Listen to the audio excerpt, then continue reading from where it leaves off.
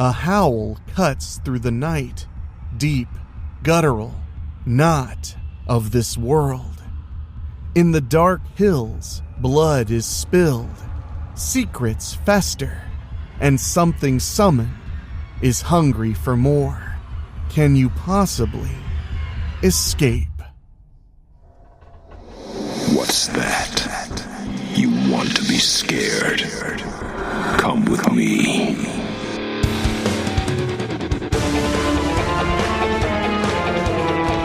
You will experience tales of horror, ghosts, and death. It is not recommended for the weak at heart. Listen in the dark. It's more fun that way. This is Weekly Spooky.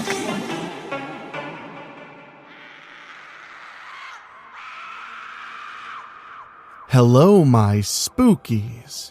It's Wednesday, and you know what that means. It's time for a little spooky in your weekly. I'm your host and narrator, Enrique Couto, and we have a very, very special treat for you tonight. A story that's extra meaty. A novella-length piece of terror from Weekly Spooky original Joe Solmo. But before we get to that, I want to say a humongous thank you to you for listening to the program. You spookies that tune in every single week are like myself, desperate for Halloween every single day of the year, and I am happy to provide. And if you love what we're doing here at Weekly Spooky, make sure you're subscribed on your favorite podcasting app. Then head to weeklyspooky.com/join, where you can support us directly for as little as $1 a month to guarantee we keep going and going for another 6 years and beyond. You'll get 2 bonus shows every month, tons of exclusive audiobooks and creepypasta readings, and of course, my undying gratitude.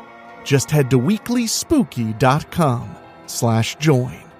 But as for tonight, what if the howl you heard in the night wasn't from a wolf or even a dog, but from something far worse? A creature dragged up from the pit of hell itself, bound to a summoner's will, with only one purpose: to kill. Tonight's tale takes us to a house on the edge of wealth and ruin, where love turns to betrayal and the shadows hide teeth sharper than knives. So get cozy, because this story starts right after this.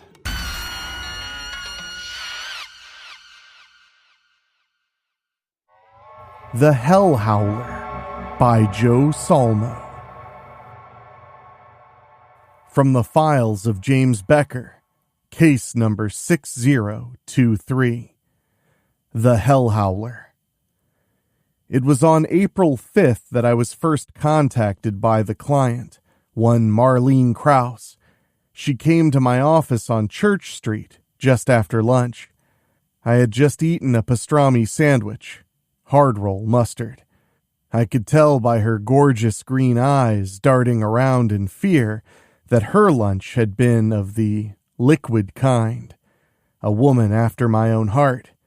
However, it seemed to not have helped her nerves. I offered her a drink from the small fridge by the side of my desk, for emergency purposes only. She said yes, so I popped the top of the bottle and handed it over to her before getting one for myself. "Mr. Becker, I know this is going to sound weird," she started.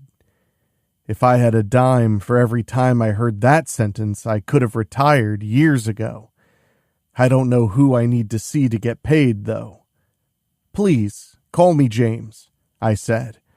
I found it makes me seem less intimidating to be on a first-name basis. I got a mug only a mother could love on a body that exercise has forgotten. My face might have been handsome once, but when you tussle with the paranormal like I do, you get the shit beat out of you A lot. I'd have to take my shoes off to count how many times I've had my nose broken by some cryptid. I subconsciously tugged my shirt down to make sure my beer belly was hidden from view. I could tell from her looks that something has gotten her scared. She stared at the bracelet on her wrist. It had a Celtic shield knot, used for protection, but I doubt she understood the significance. Not all of these cases end up with an epic showdown with the undead or Bigfoot. Sometimes it's nothing. Regular old bad guys doing bad guy shit. I haven't gotten a read on her at this point, so I sat back and let her tell her story as I enjoyed my post-pastrami beer. "James," she said, and took a long pull from the bottle. She looked down at it.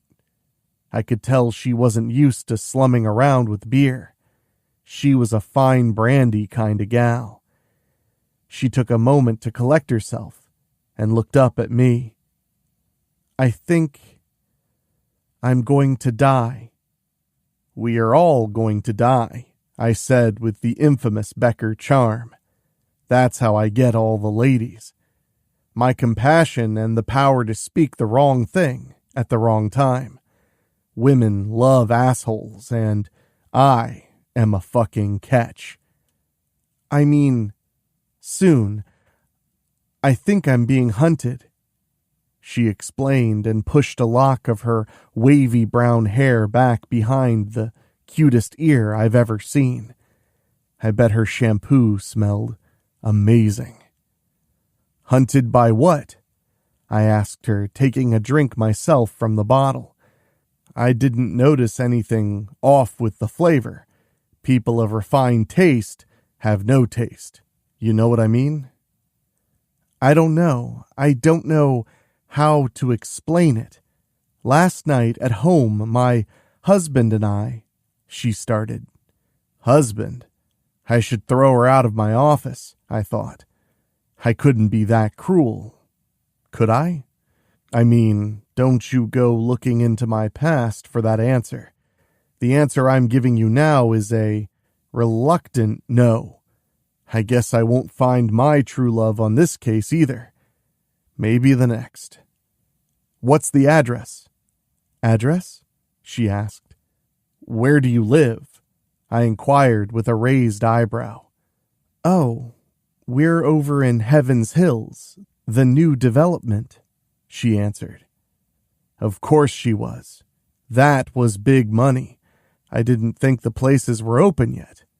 Only the developer lived up there. It was a town over in Union. I haven't been that way in a while. There really isn't much else out there. "I'll come out tonight, Mrs. Krause, just before dark. I'm guessing you are safe until night falls," I asked. 9 times out of 10, whatever paranormal issue these cases have only operates under cover of night. Some are stronger after dark, some die in the sunlight, others just like the aesthetic. I won't know which I'm dealing with until I get out there and can snoop around a bit. "How did you know my name? Don't you want to hear the details?"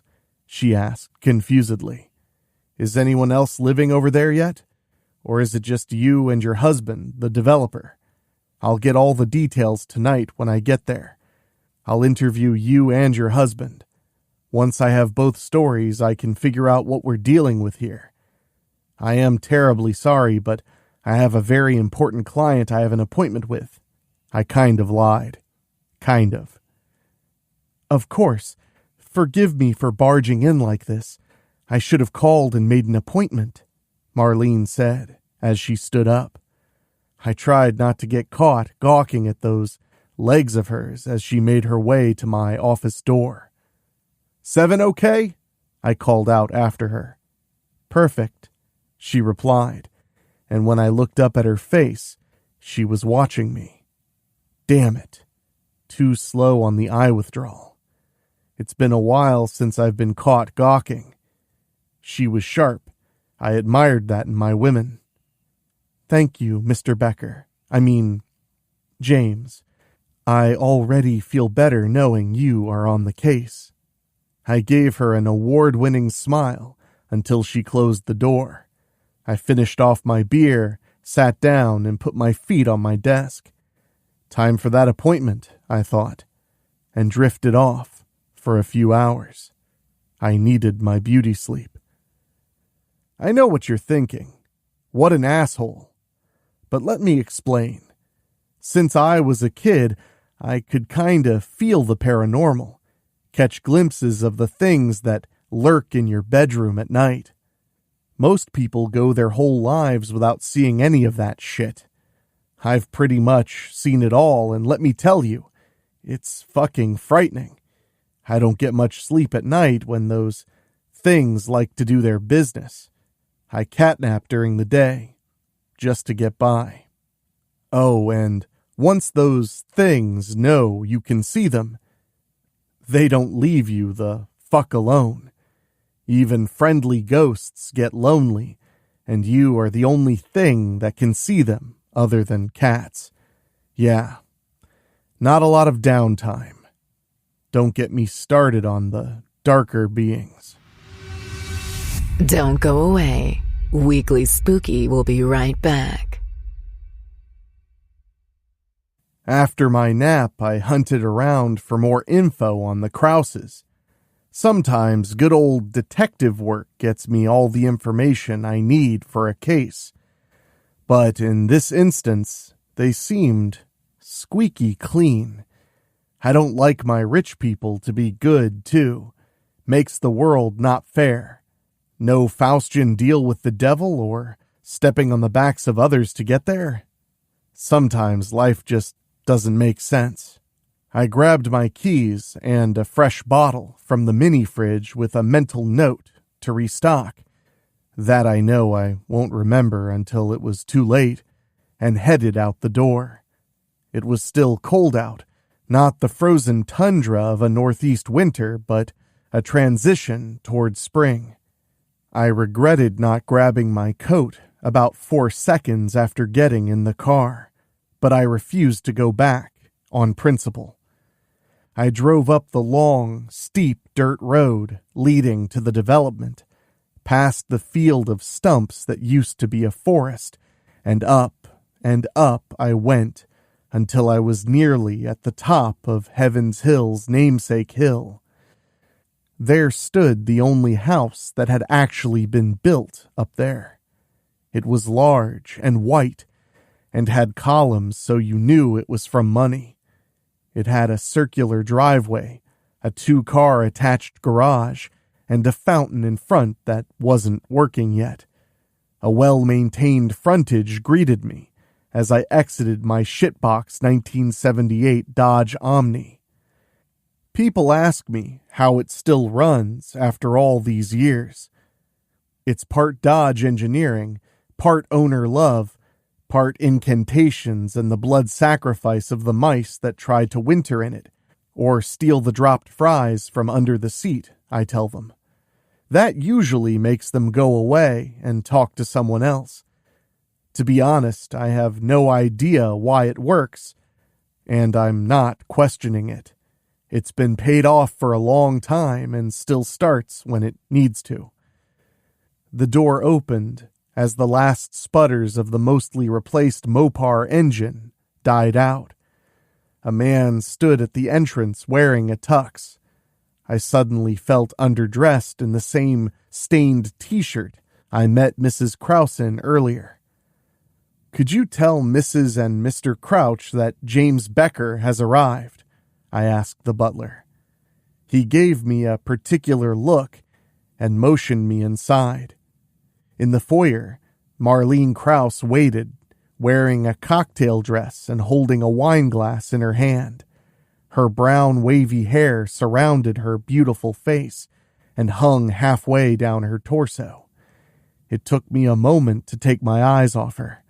I could see the curve of her lips as a hint of a smile crossed it. She was amused by me. "Dear, Mr. Becker is here," the man in the tux said. I turned toward him. "Oh, you're Mr. Kraus." I saw the tux and thought. I started to explain. "That I was the butler?" he asked, a little annoyed. "Well, yes," I said unabashedly. "I am sorry. We have an engagement we must attend tonight. We can give you about an hour, Mr. Becker, before we must leave," he said. I was going to tell him to call me James, but fuck him. I didn't like him from the start. "Oh, James, come sit with us in here," Mrs. Kraus said, and entered a room off the hall. It held several comfy-looking sofas and a table with a bottle of booze. "Make yourself a drink," she finished. I walked over to the table and eyed my choices. Some of these I had never heard of, and the ones I had never drunk. I chose one at random, something called Knob Creek. I poured half a glass and joined them on the sofas. I had never sat on something so soft. I pulled a notepad from my pants pocket.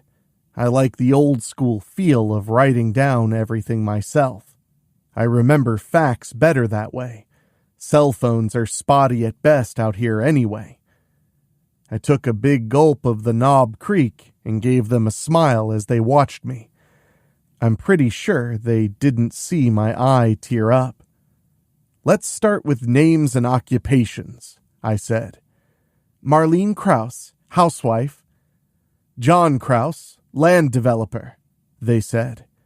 "Okay, John, Marlene. Can you tell me what happened last night?" "Let's start with John," I asked. "Sure," John said, and straightened his tux. "We were walking on the nature trail after dinner to see the scenic beauty of Heaven's Hills," John began. "You don't have to sell it to me," I said. "Did your company make the trail?" "Not exactly. We found the trail when we were surveying it and made it wider and more accessible so the residents of Heaven's Hills would enjoy it. Anyway, it was after dinner and not too far from sunset, and we were near the top of the ridge to the south when a cold wind blew, and we both felt like we were being watched." I stood up as I listened to John's story and walked over to the mantel. There was a small wolf figurine there, looking freshly carved. I picked it up to examine it. "Did you hear anything? Branches breaking or grunts?" I asked as I turned the figure over in my hand. "Tell him about the roars," Marlene interrupted.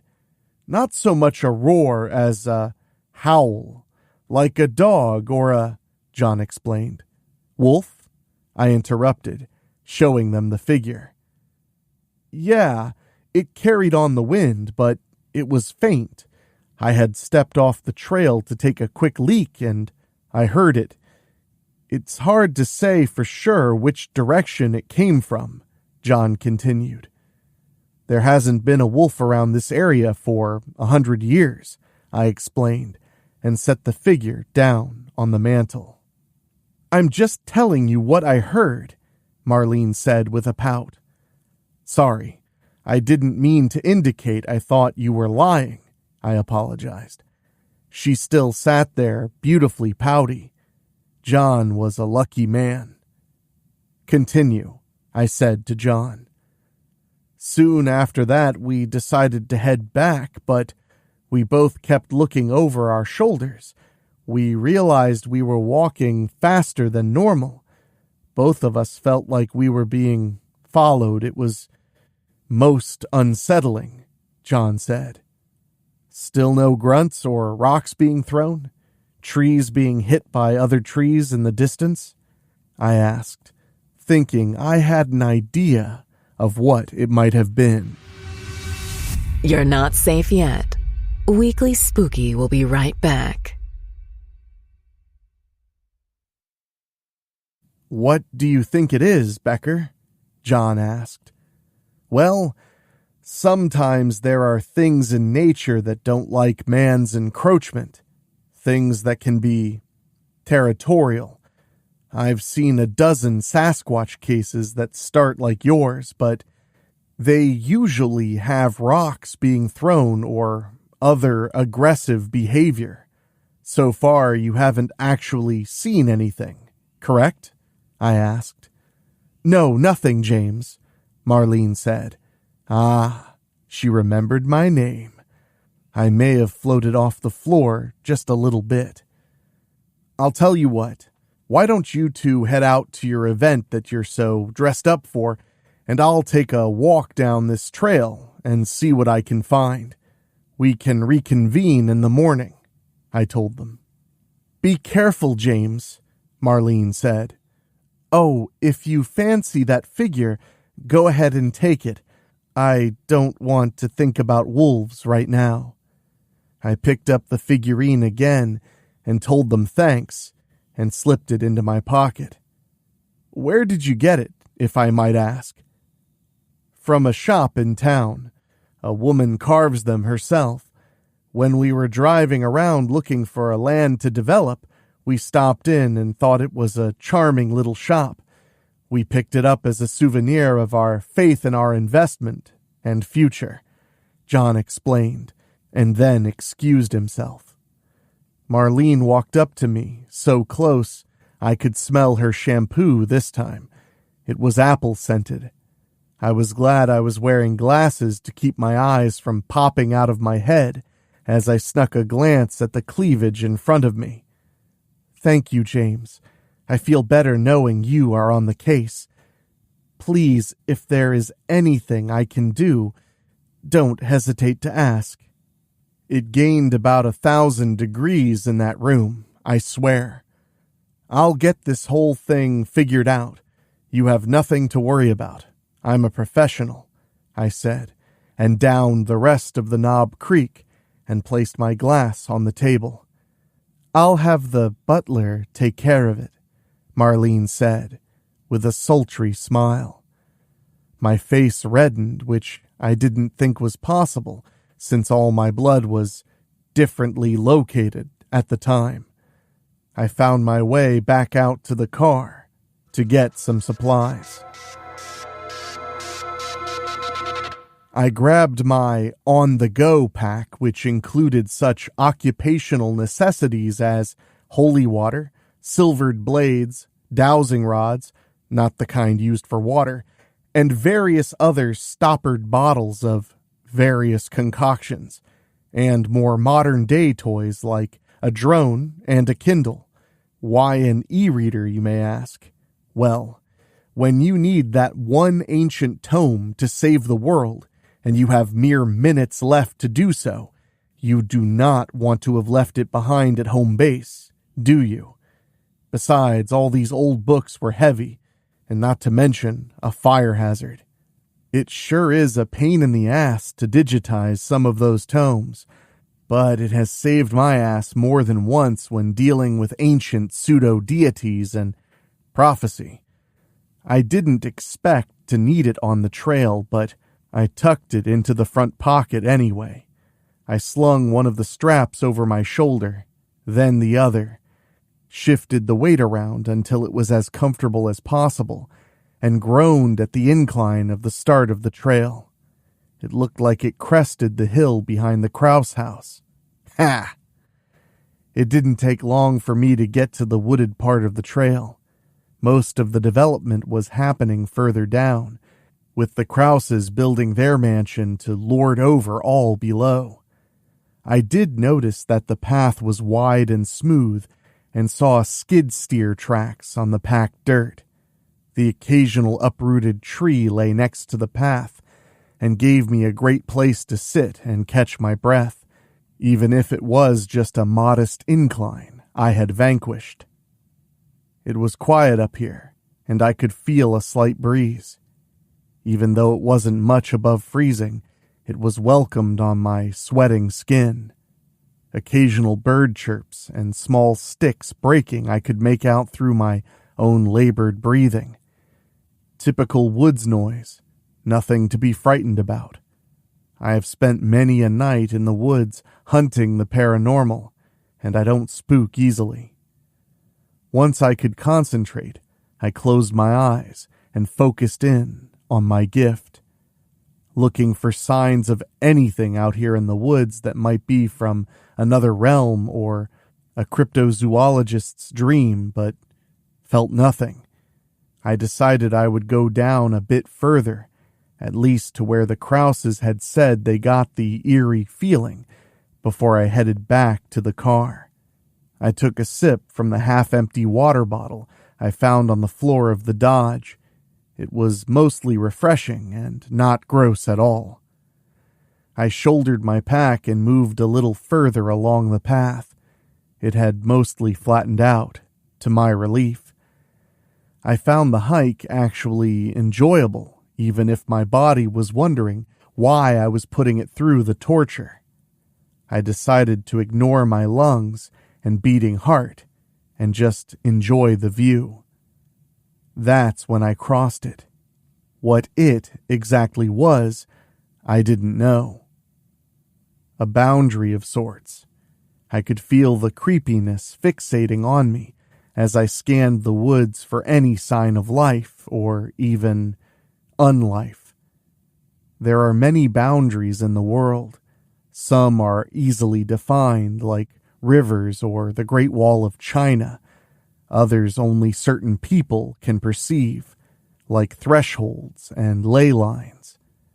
I gave myself a moment to try to identify the energy. Was it natural?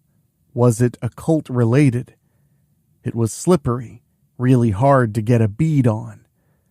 Just then I heard feet crunching the sand on the trail. I saw an older woman coming towards me.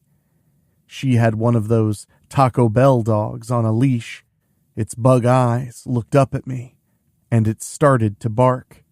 "D'Artagnan, stop it!" she called out to her pet, giving a gentle tug on his leash. It gave a little growl, making eye contact with me, before sitting next to her leg. Could this be the howl the Krauses had heard? Did you hear that? Better check the locks on your doors. Weekly Spooky will be right back. "Hello there. Thanks for calling him off," I said with a smile. "My name is James Becker," I said, and held out my hand.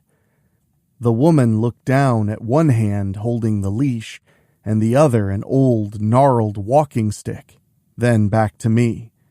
My hand retreated into my pocket in embarrassment. "Tara," the woman responded. "Are you from the development?" "Heaven's Hills?" "Heavens, no," I joked. She didn't think I was funny.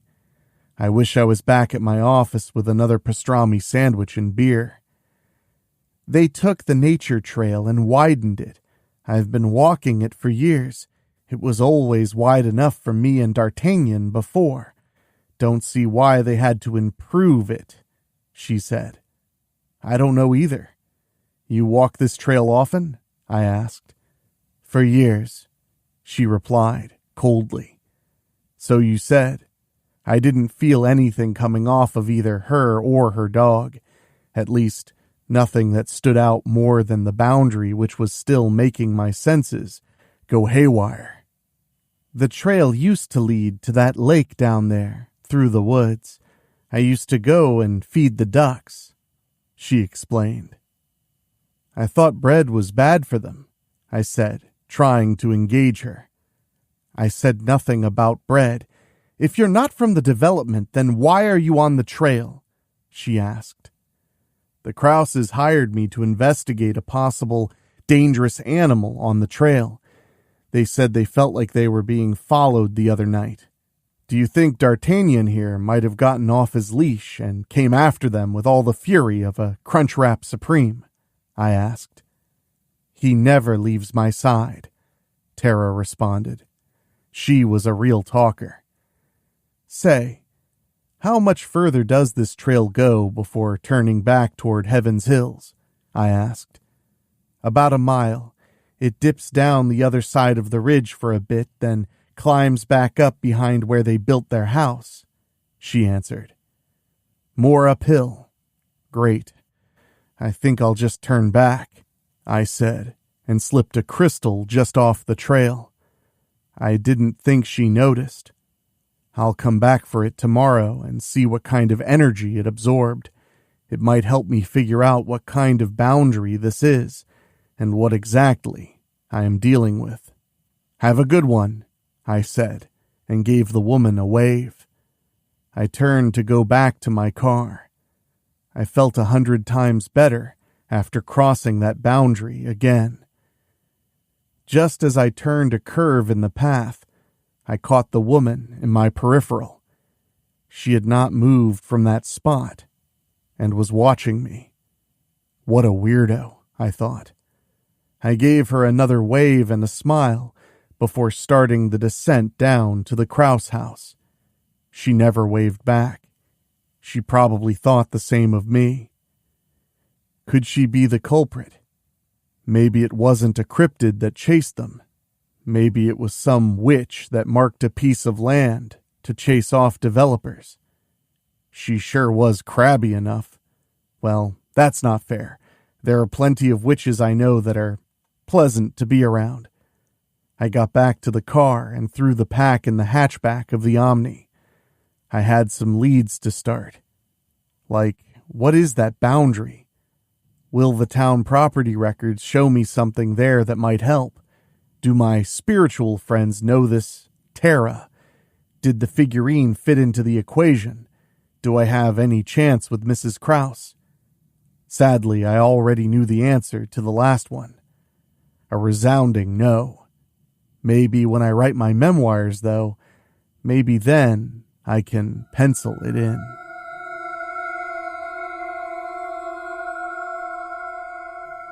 I slept in the next morning. My head felt like it had been kicked in. I searched around for my glasses, which happened to be on the top of my head. Not sure how they didn't get crushed last night. I made my way through the empty bottles and open ancient texts to the bathroom and took a piss in the dark. My eyes weren't ready for the daylight yet. I made my way to the fridge and found a Gatorade in there. It looks like drunk me was thinking of the future. I thanked myself and drank it down, hoping it would curb the hangover a little bit. On my desk, I found the drunken scribblings of a half-crazy paranormal investigator. Good thing I could read my own handwriting. I picked it up and commanded my eyes to focus. It took a few minutes for them to listen. Find answers to case.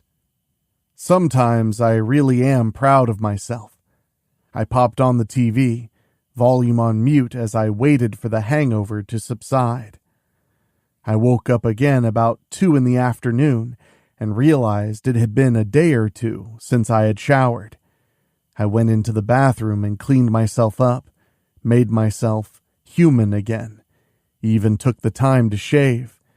It had been at least a week since I'd done that. I read over my notes taken at the Krauses and headed out the door. I had a few stops to hit this afternoon, and the day was getting away from me. Once I had gotten a fresh sandwich and beer from Herschel's Deli, I drove over to Union to check out the shop that sold the figurines. I didn't really get a sense of anything from the wolf, but it was better to be safe than sorry. I sat in the Omni finishing my sandwich and beer before heading over to the shop. Casey's Curios, it was called. I opened the door and a little bell rang. Every step I took on the old wooden floor creaked ominously, and I wondered how far a fall into the basement actually was as I scanned the cluttered room. In most of these kinds of places, you will find some kind of artifact giving off energy. People who aren't perceptive to that kind of thing might still feel uneasy and decide to donate or sell an item without knowing the why. A few hit me right away. but nothing that seemed in any way related to the case. I found the display of carved figurines and gave them more scrutiny as I heard the creaking coming from behind me. "Find something you like?" came the voice from behind me. I turned and was surprised to see a familiar face. Shh, it was only the wind. You're safe. Weekly Spooky will be right back. "Tara, was it?" I asked. "It was, and still is," she said as she passed me and went behind the counter. "Where is D'Artagnan? Not a great watchdog, eh?" I joked, or at least I thought I did. You couldn't tell from her reaction. "At the vet. Found a tick on him, getting it checked out," Tara replied with all the warmth of the Arctic Circle. "Well, I am sorry to hear that.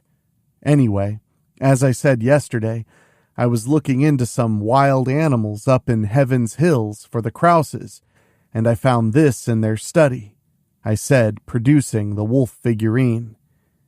"And you think that was following them? They could probably outrun something so small," she asked me. What a comedian.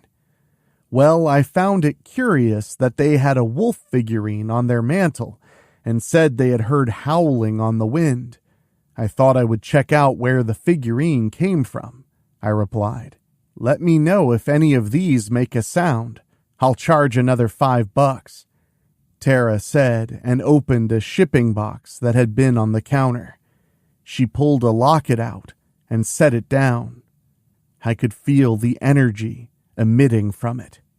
"That's a nice locket," I said, focusing more on it. Sometimes it was hard when there were other things around, like the boundary last night. I put the other items out of mind using an exercise I learned when I was little and focused my attention in front of me. I was surprised to find 2 distinct auras. One was from the locket, and it screamed of divination magic. It was used recently to find someone. I caught glimpses of a woman's face, but it flashed by too fast for me to see. Wonder who sent that to Tara. Usually, when someone with the talent finds an item, they don't let it go. Unless they were asking a huge favor of someone, and they traded a magical item for said favor. The other aura was coming from Tara herself. I tuned into that. She was a dabbler. She wasn't very powerful, but she did indeed dabble in magic. There was some residual magic coming from her now, faint. It had been a few days since she had tried anything. It had the smell of summoning magic. With dabblers, sometimes they get the idea, but not the nuance of what they are doing. She could have been trying to summon a demon or a lost loved one in a seance, even though that isn't the proper way to do it. "Did they give you that to return?" Tara asked. "No, they loaned it to me," I replied. "Do you remember when they were in here?" "Mister, I get a lot of people coming and going. Weirdos, I remember, like people asking me if my figurines can howl. But a tourist couple, 1,000 of those walk through my shop every summer," Tara explained. Ouch. "Well, thank you for your time," I said, and headed for the door. "Not going to buy anything?" she called after me. I knew she was just trying to guilt me into buying something, and I am a sucker, so it worked. I remembered her story about the ducks in the lake and picked up a duck figurine. I slipped a crystal under the display, covering the move with my back to Tara. $15, she said as I placed the figurine duck on the counter and put her hand out, open palm. I reached into my wallet and slapped her a 20. "Keep the change in case it quacks," I said, and turned back towards the door. Nothing. The woman has no sense of humor. The day had really gotten away from me. The sun was going to go down soon. Just enough time to go get my crystal on the trail and head over to Krause's. I set the duck figurine on the seat next to me and headed up to Heaven's Hills. I got to the boundary just as the sun dipped behind the hills. It hit me like a ton of bricks again, and in the fading light, I had to use my cell phone's flashlight to find the crystal. It was clear when I dropped it in the leaves. It was now striped red and black. That's not a good sign. Red and black are the dominion of the abyss. All the levels of hell from any religion you can think of belongs there. You add that to summoning magic aura from earlier, and you usually get yourself a demon. Why couldn't it have been a Sasquatch? I had a bottle of pheromones on me to get a wild, horny teenage squatch to follow me farther from humanity and deeper into the woods primordial. That would have been an easy job. But nope, it has to be a goddamned demon. The thing about demons is, they are tricky. Was the summoning magic around Tara because she was summoning a demon, or was it because she was summoned? Did the aura being faint mean it was strong on an object in her shop and rubbed off? Either way, the boundary had hellish energy, and I needed to step out of it to think without its negative energy bombarding me. I made my way down the trail about 70 feet or so, far enough to think straight, but still within sight of the boundary's position. I twirled the crystal in my hands, as if looking it over for answers, when truly there was no more information it could give me. I pocketed it and headed down the trail toward the Krauses. I could see the porch light through the trees when I felt a twitch of magical energy. Then heard a scream. I ran as fast as my out-of-shape bulk could move, and it was only 30 seconds or so before my foot hit the boards of the porch. Marlene was laying on the floor, clutching her arm. I could see the crimson flow from between her fingers, just above her bracelet. John was in an Adirondack chair. He, too, was clutching himself as blood flowed. "What happened?" I asked, looking over the scene. "It attacked us!" John called out. I pulled his hand away from his left forearm. There were deep punctures there, and scratches, defensive wounds from an animal attack. I could feel the heat coming from the wound, and steam rose from the crimson ribbons of flesh. It didn't feel that cold out to cause steam from the warm body. I grabbed my handkerchief and flask from my bag and wrapped his arm, then turned my attention to Marlene. "What was it?" I asked them. "It was too dark to see, but it definitely was some kind of animal. We heard the howl again just before Marlene came out with the drinks," John said, pointing at the spilled tray and glasses on the porch floor. "Interesting. I didn't hear anything, and I was just up the trail over there," I said. I sure as hell felt something, though. It was too quick to get a fix on. More scares to come. Weekly Spooky will be right back. Those cuts would scar up severe. I treated her wound the same way and looked around for evidence. "It hit me from behind and landed right on John. I got my arms up to protect my face," Marlene said as I surveyed the scene. On the railing, I found a tuft of black hairs. I quickly grabbed a baggie from my pack and collected it with tweezers. I dropped the baggie on the porch and bent to pick it up. When I did, I noticed the prints on the wood. I took out my phone and snapped a few pics. "What is it?" Marlene asked. "Prints of our suspect," I said, looking at the canine footprints burned into the wooden porch. How many in the universe could leave prints like these, you ask? There is a very short list. A hellhound. Well, now we know what was summoned. The question now is, why? What did Tara have against John and Marlene Krause? The development would be my first guess. Usually that's all the guess I need. I'm not being conceited here. I'm just good at my job. Summoning a hellhound takes a specialist, a long-time practitioner, not just some curious teens like you see in a horror movie. This person would need years of training from knowledgeable people, a cult or sect hidden away, and I didn't know of any around here. That doesn't mean they don't exist, just that I was unaware. So, is Tara my Hellhowler, the person that brought this beast here?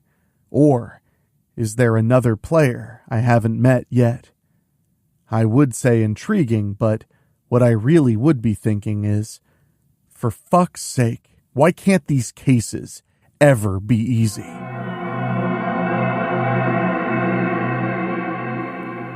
The next day I slept in, sensing a pattern. This time I wasn't just up all night drinking. In fact, last night I was up all night drinking and reading up on hellhounds and how to stop them. There was surprisingly limited documentation on them, even though myths of them have been around since antiquity. Before starting my binge, reading, I dropped in with an old friend to learn more about the Hellhowler. Madame Stacy made most of her money telling fortunes at Renaissance fairs, psychic fairs, and craft shows, as well as other events.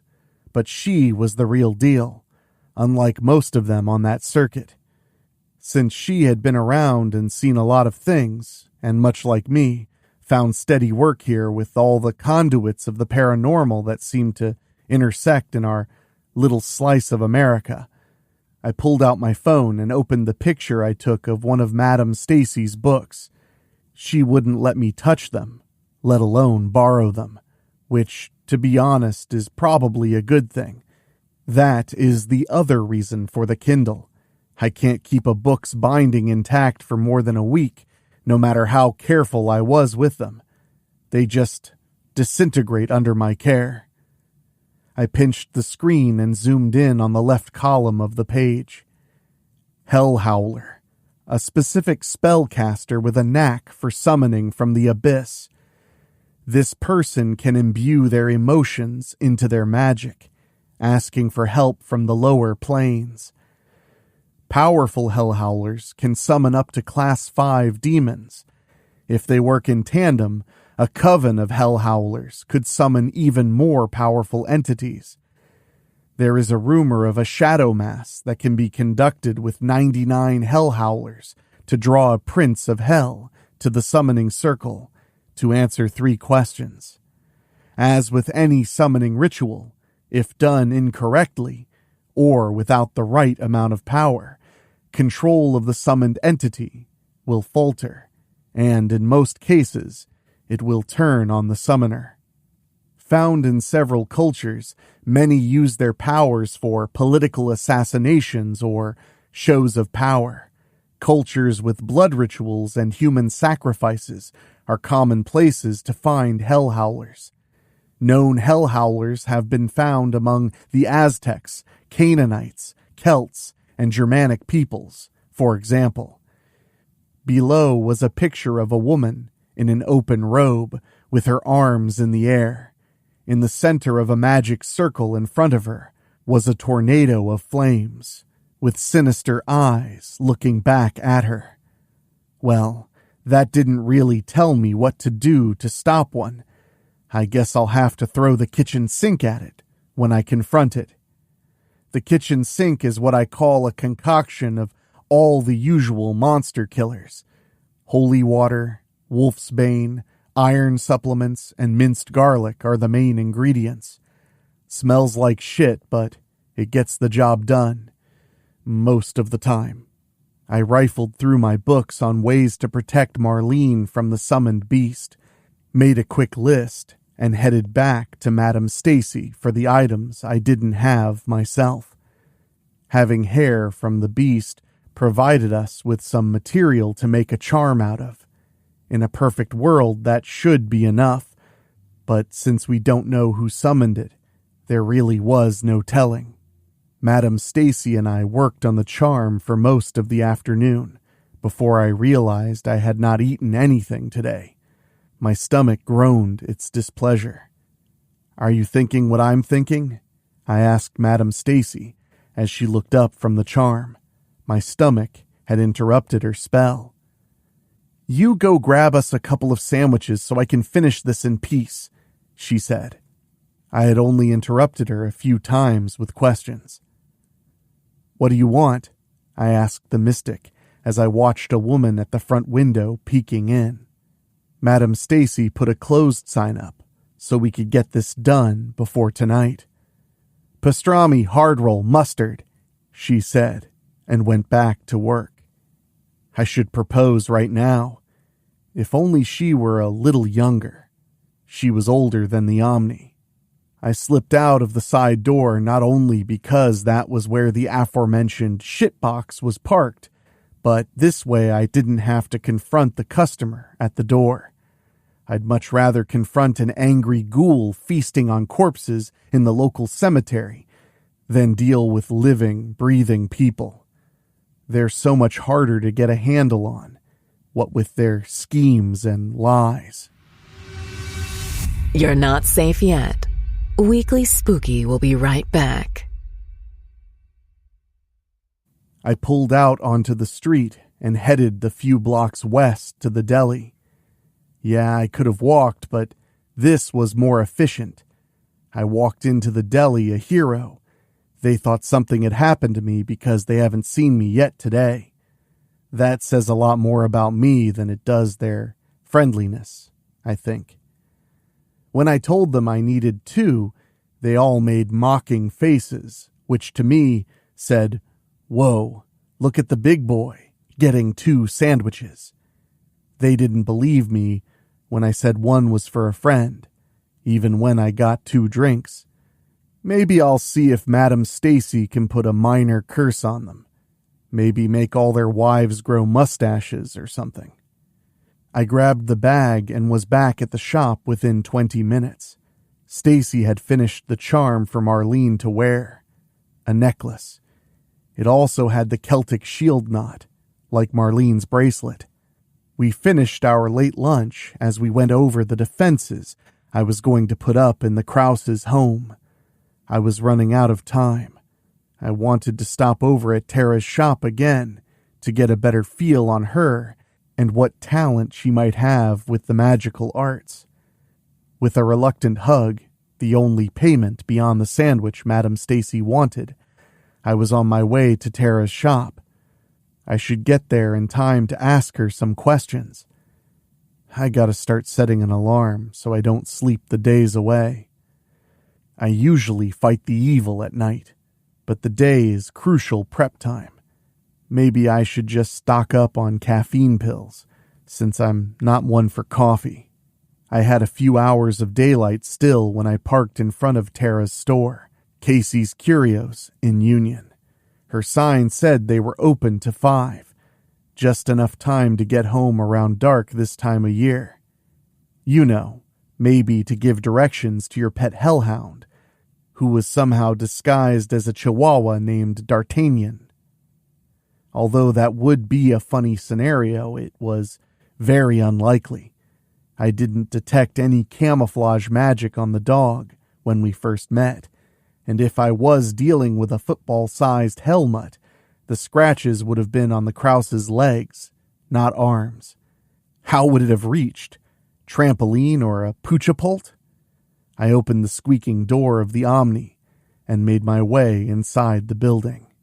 Tara was behind the counter, polishing what looked like an antique tea set. If she could see the spirit attached to it, I couldn't tell. The apparition turned towards me with the kind of hatred only the eyes of the dead can show, and whispered curses at me. I wasn't impressed. I've dealt with tougher ghosts. I ignored her, and it made her angrier by the string of curse words coming out of her mouth. My father was a trucker, and my mom was a whore, and I think they both would have blushed. No refunds if it didn't quack, Tara said dryly, before putting the teapot back in an old leather case. As soon as she did, the apparition disappeared. No, it quacks just fine. A satisfied customer, I said back at her. She raised an eyebrow, then lowered it. You want a different animal, perhaps a whale song to put you to sleep, she said sarcastically, while putting the case on a stack of other boxes behind her, under some wooden shelves with various products on them. I wanted to check up on D'Artagnan, I explained. She raised the other eyebrow. She was eyebrow dexterous. She nodded towards the back of the store. Sitting on an antique Bergeret chair was the canine in question, sleeping away. He was wearing a red and blue superhero costume, complete with cape. Glad he's doing okay, I said. Hey, I have a question for you. Oh yeah? She asked, opening another cardboard box that had arrived with today's packages. Yeah, have I come to the right place for Athame? Her eyes narrowed as she scrutinized the sincerity of my inquiry. What do you need it for? She asked. For a blood ritual, I lied. Over by the cauldrons, last table on the back wall, she explained. My Wiccan mom would kill me if I ever used Athame to draw blood. Tara doesn't know shit about fuck when it comes to proper use. I think my original assessment was correct. She was a dabbler at best. Well, shit. Then who is the Hellhowler? I glanced through her product. She did have some decent stuff, and wherever she's getting her shipments from, they are top-notch. Too bad she doesn't know what to do with them. She could take over the county with the amount of spiritual firepower in this room alone. I wonder what she keeps in back. The Krauses, I started, turning over a blade in my hand. It was too polished, too finished for me. I prefer the old-world craftsmanship with my ritual implements. What do you know of them? Nothing, really. They came in here boasting how they were going to change our town for the better, and all the local shops were soon going to have lines out the door. They bought that figurine and told me they were about to make a deal to make my life better. Usual out-of-town snobs, Tara replied. Who is Casey? I asked, as it just now occurred to me that this place wasn't named after her. My husband. Been in the ground 10 years, she said. He used to handle antiques and the like here. He liked to fix up older stuff to make it shine again. He let me sell my stuff here, too. He knew you practiced? I asked. I told him I did, and that was good enough for him. He didn't want to know any more. Gave me my space to do what I wanted, Tara replied. I found an older-looking bowline and grabbed some candles. Sometimes these things come in handy. I made my way back through the rows of items to the counter. I placed the crescent-bladed object down, then set the candles next to them. Anything else? Tara asked as she rang me out and put my items in a paper bag. Do you have anything for summoning spells, wands, stuff like that? Tara narrowed her eyes at me again. I could tell she really didn't like me poking into her business. Summoning magic is dangerous. I would leave that to the professionals, she answered. True, but if one was going to try, I hinted. I would suggest they don't, was her reply. Point taken. Thank you again, Tara. My condolences for Casey, I said, and paid for the bowline. I now had all I needed for tonight. Some shop owners make it hard to want to support local business, though. Tara was a downright miserable person. But I don't think she is the Hellhowler. Who else could the Krauses have pissed off? I wondered, as I fired up the Omni. Don't go away. Weekly Spooky will be right back. I got to the client's house about 2 hours before sunset, just enough time to prepare for the impending attack. When I pulled in the driveway, John was out front, so I had him help me unload several of my musty duffel bags from the hatchback. "What do you have in here, Becker? Decade-old gym clothes?" he said as he got a whiff of the contents. "You got me. I was hoping to get some laundry done while we wait," I joked, but it went right over Mr. Sourpuss's face. I guess I would be serious too if there was an infernal beast hunting my wife in a few hours. I gave him a pass, this time. "Where's Marlene?" I asked. "Mrs. Kraus will be home shortly. I advised her to get a hotel tonight, but she insisted on being here. I don't know why. I would prefer she was out of danger," John said. "Don't worry, John. We won't let anything happen to her," I reassured. I could tell by his face, though, that I failed. I began rummaging through the stinky bags to get set up. I grabbed a baggie of red brick dust and began to scatter it in the doorway. "Are you going to clean that up afterward?" John asked. "Honestly, probably not, but I am sure you have a maid come in at least once a week," I said, and grabbed the baggie with a mix of garlic, sage, and lavender. Why have the smells spread out through the house when I can combine them all together right here? Once I profoundly stunk up the joint, I started to use the bowline to carve some symbols into the candles I had just picked up. Standard protection stuff, nothing too crazy. I wanted a bastion of protection in case I needed to bide my time with the creature once I face it. Sometimes I'm not the fastest thinker on my feet, but give me a month to prepare and I'm fucking Batman. I placed a Hamsa hand above the kitchen sink and sprinkled a little more of the brick dust. I didn't have enough dust to give the house a good redding, but I got most of the first door. John mostly followed me around, sighing at everything I was doing, until he heard Marlene come in through the garage. That reminded me. I ran over to the door to the garage and sprinkled my protection magic cocktail. Marlene watched me with both interest and amusement, it seemed, or she was smiling at me for another reason. Nah, she wasn't interested in me. That was only in my dreams, no one else's. She was the client and I had to be professional, I told myself. That was why we could never be together. Focus, Becker, focus. I snapped out of it and continued to work around the house. An hour later, I was just about done when Marlene came to me in the kitchen by the garage door. "How are things progressing?" she asked in that sultry voice. "Almost done here. We got the house on lockdown. No way that creature is going to find its way in here," I said. Not past all the protection I put up. I was rather proud of myself. "Hungry?" she asked and went to the fridge. She pulled out a pound of pastrami and set it on the counter next to some hard rolls.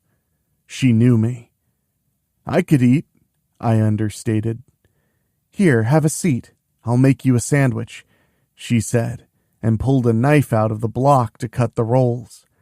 I took a load off and realized I had been working right along pretty good. I mentally checked off items on my list and realized I was done. I looked at my watch.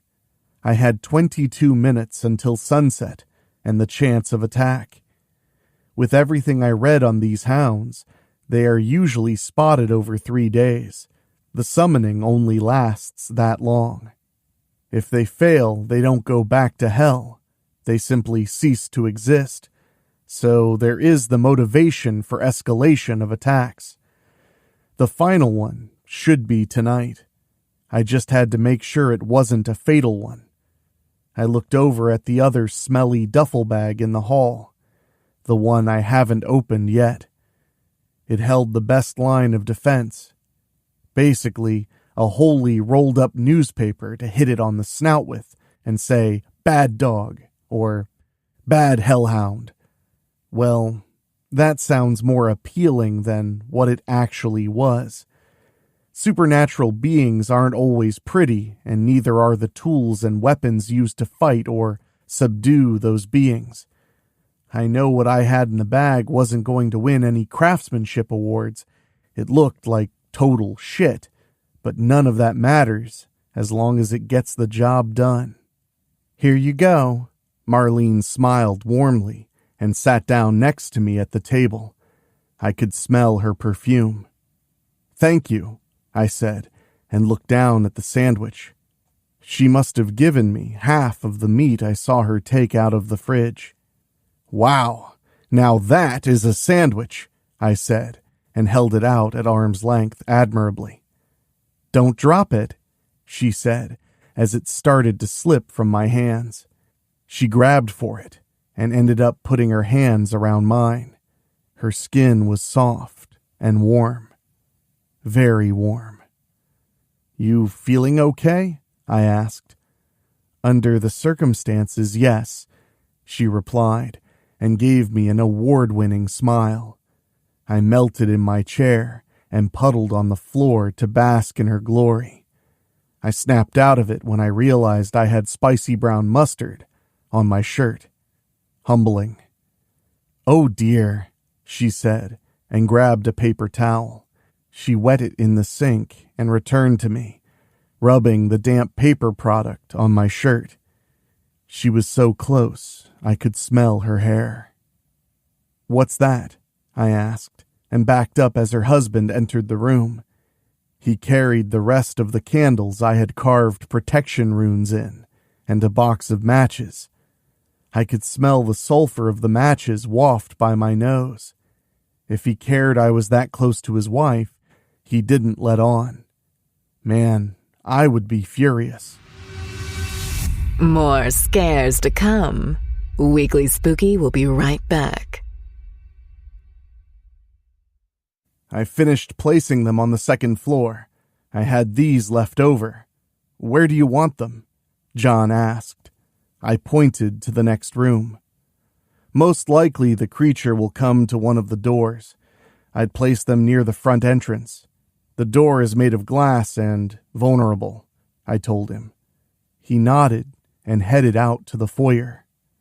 "If you will excuse me," Marlene said, "I have to go powder my nose." "Consider yourself excused," I said, and gave her a bow as I stood up. I think I heard something crack in my back. I am getting too old to fight monsters. I realized I had forgotten to give her the charm we both worked so hard on earlier. I guess it can wait until she's out of the bathroom. I used to imagine rich clients like these would be so grateful that they would throw handfuls of cash on me, and if I just stuck with it, I could retire in a few years. But those few years have doubled and doubled again, and I'm still living one pastrami sandwich at a time. If I can stop this Hellhowler from completing its goal and killing Marlene, then I know they would pay. That wasn't the question.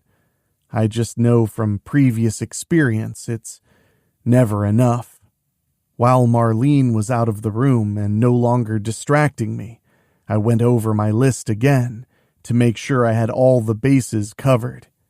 As I was mentally checking off the last of the list, I heard a commotion from the foyer and ran out there. John had dropped a candle, and it had broken. "What happened?" I asked. "I burnt myself. I should have waited to light it until I placed the damn thing." He showed me his finger. I tried to remember what compassion was like and did my best to show him. The sound came from everywhere at once.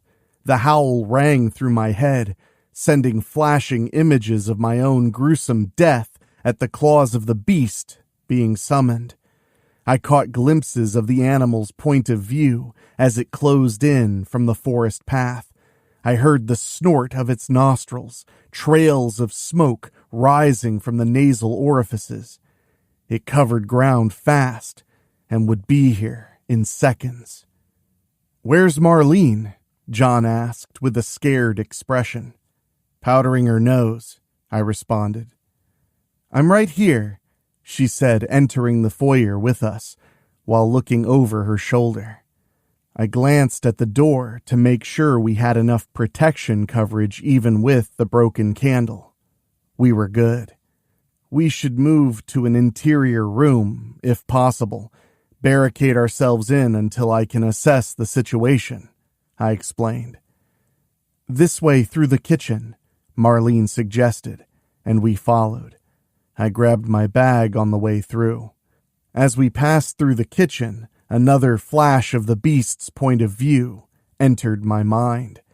I could see Marlene's car sticking out of the garage. She had left the door open. It was a good thing I reddened the kitchen door that led to the attached garage, I thought as I double-checked my work. "Ah, fuck," I said elegantly. There was a break in the dust as if someone was dragged through it, enough to break the protection. Just then, a bang struck the door. I watched it move from the impact. "Get behind me!" I called out and reached into my bag of tricks. I pulled out a shillelagh, infused with protection magic, and faced the door as it began to splinter. I ran over my movements in my head and couldn't figure out how I scuffed the red brick dust. Rookie mistake screwing up your own circles and lines. If I survived this, I told myself, I wouldn't put that part in my report. A moment later, a large black and red furred paw pierced the wooden door. Its claws had to be 4 inches long. I whacked it with the shillelagh and heard a sizzle and a howl from the other side. It wasn't the same howl as earlier, which means the Hellhowler had to be close. After all, I had heard its call. No time for window peeking to see who might be outside right now, though.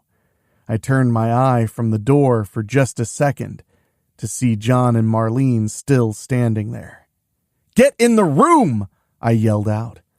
That was all the distraction the unholy beast needed as it launched its mass through the door and barreled into me. I landed on my ass on the hard tile floor, the beast's jaws inches from my throat.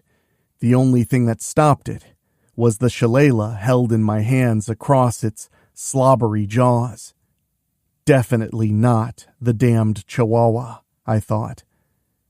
Did I see any stray St. Bernards around? In reality, it didn't resemble any dog breed or even wolf. It was larger, smelled like brimstone and death, and had tiger stripes of black on a body of short red fur. It was at least the size of a mastiff, if not bigger. It had 3 black eyes staring at me as I pushed up with all my might, trying to keep that maw away from my face. I could hear the protection magic sizzle its flesh, but the beast was in such a state of rage, it didn't seem to notice. I spoke a word I learned a long time ago, a word of power. I was told not to use it lightly. To use words of power like this drains some of your life. But I didn't see much more life in me if I didn't use what I had. For the safety of anyone reading this file, I won't include the word here. Trust me, it's for your own good.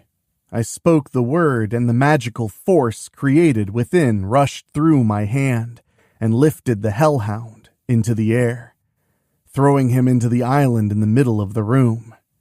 It bought me enough time to get to my feet and see Marlene pull shut the sliding door to the den. Good. Keep some distance while I figure this out. The beast growled behind me, and I turned to face it, tapping the shillelagh in my left palm as I made eye contact with it. The old blood was pumping now. "Come on, Susie, let's dance," I said bravely to an animal that couldn't possibly understand my words. It launched at the wall, its great muscles flexed as it pushed off the sheetrock and passed overhead. I gave a wild swing, but missed it completely as it crashed into the den door, breaking through and passing into the darkened room beyond. I heard a scream and raced into the den behind it. Inside it was dark. I could hear the beast snarling from the right, but my out-of-shape ass was blocking most of the light from the door. I patted the walls next to the door until I found a light switch and flicked it on. If you thought that was scary, just you wait. Weekly Spooky will be right back. Marlene was backed into a corner by an old-looking record player. The beast was sizing her up for an attack. John laid on the floor. Bloody ribbons of flesh hung from his arms and torso. He wasn't moving. He must have gotten in the way of the beast's prey. I hoped I would fare better. I charged the beast with a primordial roar of my own, shillelagh overhead. I launched off the ottoman and saw myself in slow motion like they do in the movies when two warriors leap and meet in midair. I brought the hardened blackthorn down on the beast's snout, using the word again as I placed my other hand on its skull. The combination of the protection spells in the shillelagh and the magic force pushed the beast's head down to the luxurious carpet. I hoped people that can afford that kind of carpet can afford to get bloodstains out of it. I brought the shillelagh down again and again on the head of the beast, each strike leaving marks on his body from the light energy of the protections from evil. I tried not to give it time to recover and hoped I could just beat it to death or submission. After the fifth blow, I told Marlene to get out of the corner, and she ran towards the kitchen. That proved to be a bad move, as the beast's eyes tracked its prey. It pushed past me and knocked her literally out of her shoes to the carpet below. I stepped over the motionless body of John, the sting of losing a client hitting me harder than the beast had so far. I couldn't lose another. I struck the beast on the back, but other than the sizzle and welt it left, the beast paid it no mind. Its own survival depended on the kill. I had to take it up a notch to get its attention away from Marlene. She screamed as it gripped her forearm with its jaws. I didn't have much time to make an impact on the beast. If I blasted it with magic, it just might rip her arm off as it gets flung against the wall. I needed a new strategy, something it wouldn't expect. And then the idea hit me.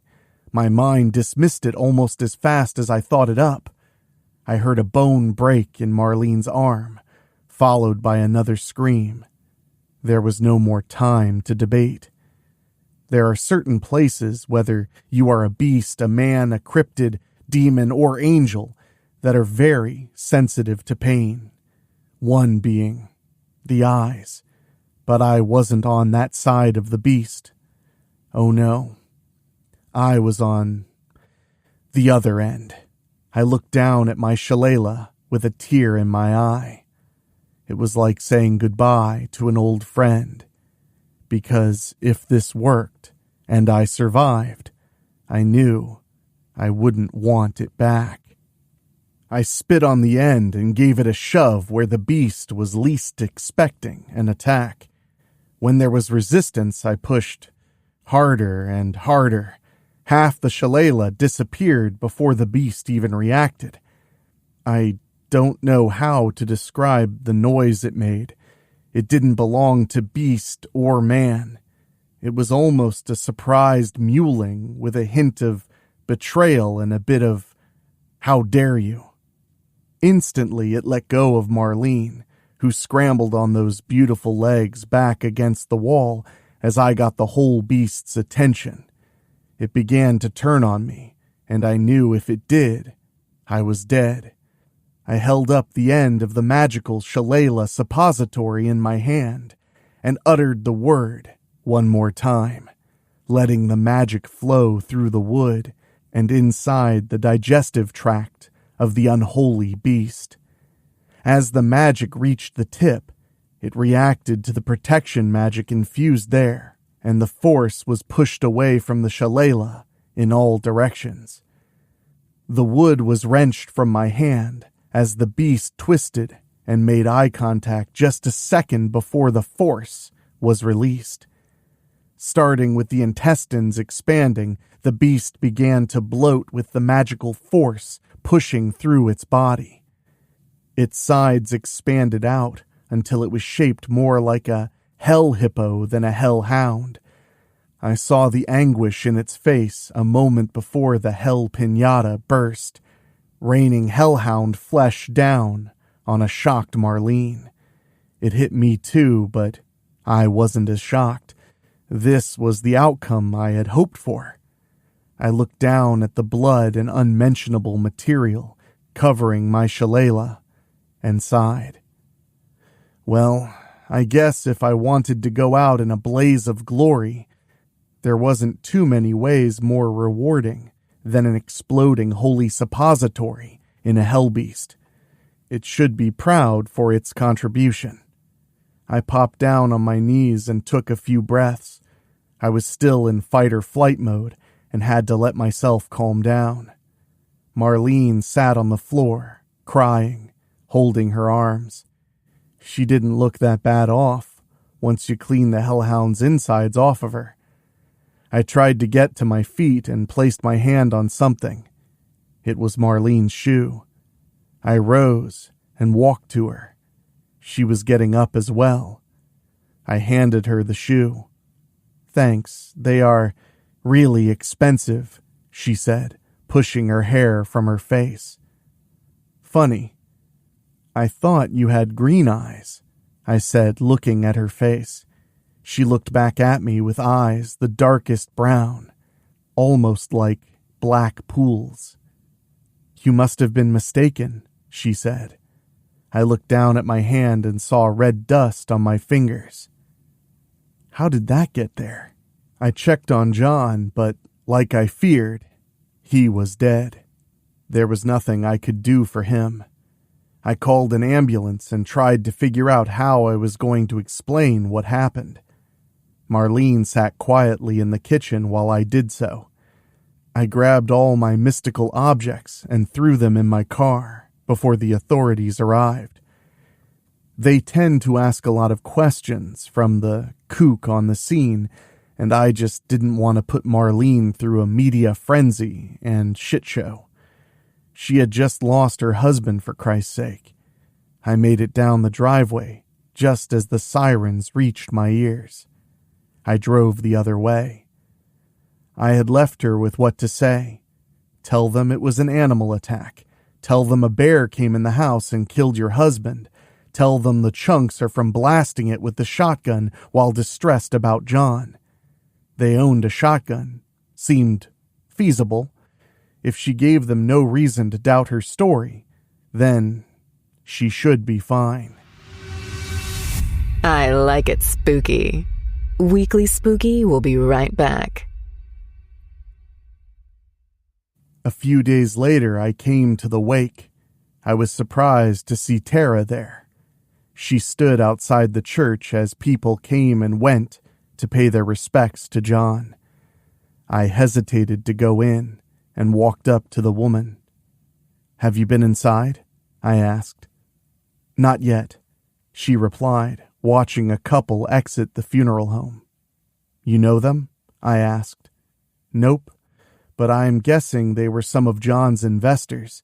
They drove up in that BMW," she replied, pointing down the street. "In fact, I haven't recognized a single person coming or going since I got here. I don't think he had any friends in town." "He didn't," came Marlene's voice. She had come out the side door to sneak a cigarette. She wore a skin-tight black dress, barely containing all the lovely curves. Her brown hair spilled over her bare shoulders under a black hat. She was wearing the same black shoes she had been wearing that night. "How are you, Marlene?" I asked. "Did the cops give you any trouble?" "At first, but I'll manage," she replied. "I saw a construction crew headed up your way," Tara said to the widow. "Going to finish your husband's work?" "No, I couldn't stand the sight of that house after what happened. I'm having it torn down. Besides, with the news of my husband's gruesome death, the investors are all pulling out. There won't be a development at Heaven Hills after all," Marlene explained. "I'm sure it's for the best," Tara said, and turned away. She began to walk down the street back towards her shop. "I'm sorry about John," I said to her. "Thank you. It means a lot. I was hoping you would be here," she said, and handed me an envelope. Inside was a ton of bills. I rifled through it quickly, all hundreds. "I never gave you my fee," I said. "I did my research before hiring you, Mr. Becker," she explained. "You will see there is 3 times your normal fee, in cash." "Why the tip? Your husband died," I asked, nodding at the church. "For the next part," she said. A chill ran down my spine. "Hush money?" I asked. "How did you figure it out?" "Well, most novice summoners get in over their heads. I wasn't sure until it attacked us, but I know you are the Hellhowler. You summoned it to kill your husband, and you lost control of it and feared for your own life. I'm guessing you had no desire to live here in our podunk town and be away from high society. A girl has grown accustomed to such things, even if her husband yearned for a simpler life," she explained. "And instead of taking half his money in a divorce, you could summon a demon dog and have it all." Did Tara know what was happening? "No. She gave me a name of someone I could talk to about summoning magic, and that man gave me your name," she said. "I still wasn't sure it was you until I heard the howl while you were powdering your nose, but I didn't want to believe it. But when I found the red brick dust on your shoe, so you could let your pet demon in, I knew. And your eyes. They were green when we met, my favorite color. What are you going to do now, Mr. Becker? Tell the police that I summoned a demon to kill my husband, or take my money?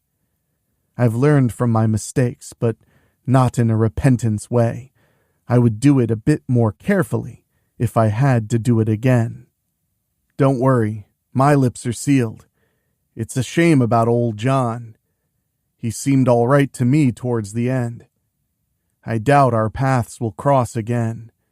Just know if they do, I won't be able to look away again," I said. I felt like an asshole letting her go, but there was no way the police would believe my story anyway. I get enough strange looks around town. I had to trust that karma, in one form or another, was coming for her, and let it do its work. I've seen worse people get away with more. She only murdered once, as far as I know. "Oh, I got you something too," I said, and handed her the charm I had made for her. "It's a little late now, though." She took it in her hand and looked it over before looking at me with the same green eyes. I remembered. "Good day, Mr. Becker," Marlene said, finishing her cigarette. She turned back towards the funeral home. "Call me James," I replied. She didn't hear me. The air grew warmer, the sun a little brighter after she left. I decided it was time for a pastrami sandwich, hard roll, mustard.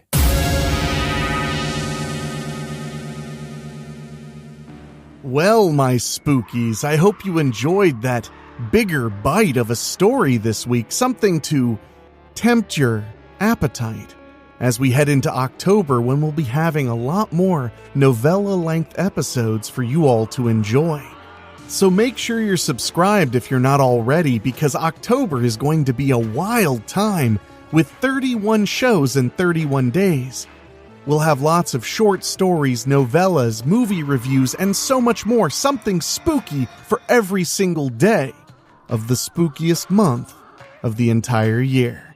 And I hope you'll join us. And speaking of, if you love what we're doing here and you want to support us and help us keep it going day in and day out, well, I guess night in and night out, you can head to weeklyspooky.com/join. For as little as $1 a month, you get 2 bonus shows every single month, as well as exclusive audiobooks and 5 years of creepypasta readings, among other spooky perks. And that's at weeklyspooky.com/join. And speaking of, I want to say an extra special thank you to our Patreon podcast boosters, folks who go to weeklyspooky.com/join and contribute a little bit more to hear their names on the show. And they are Johnny Nix, Kate and Lulu, Jessica Fuller, Mike Eshkui, Jenny Green, Amber Hansford, Karen Weemet, Jack Kerr, and Craig Cohen. Thank you all so much. And if you want to hear your name at the end of every episode of Weekly Spooky, all you have to do is head to weeklyspooky.com/join